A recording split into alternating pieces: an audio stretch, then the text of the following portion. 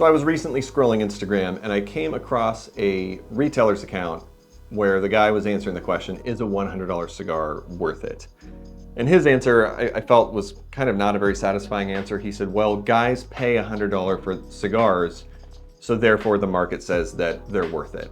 To which I think someone could reasonably reply, well, couldn't it also just mean that people are willing to pay for something that is expensive but isn't actually sort of really worth it? So I thought I'd quickly cover some of the arguments for and against whether cigars can be worth $100. On the cigars aren't or can't be worth $100, there's generally two lines of argumentation that I've heard.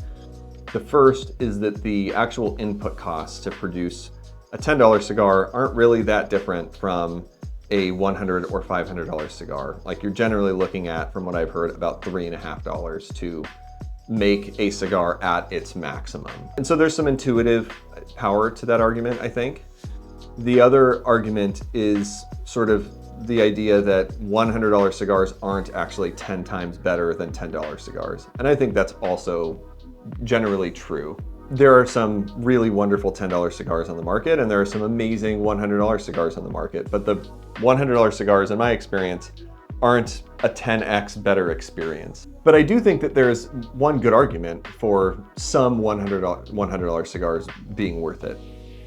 And that comes down to sort of the use of proprietary tobaccos and proprietary blending knowledge.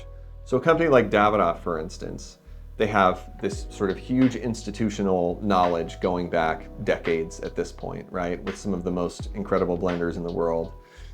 They also have tobaccos that no one else has. And so I think that that allows them to make a product in the $100 range that is very difficult to substitute for. Like, you just won't find a cigar like the Year of the Dragon, in my opinion.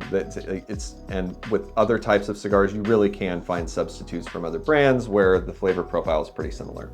So that's kind of what I think, but what do you think? Is a $100 cigar ever worth it? Is it sometimes worth it, or is it kind of just a joke and it's never worth it? Tell me what you think in the comments.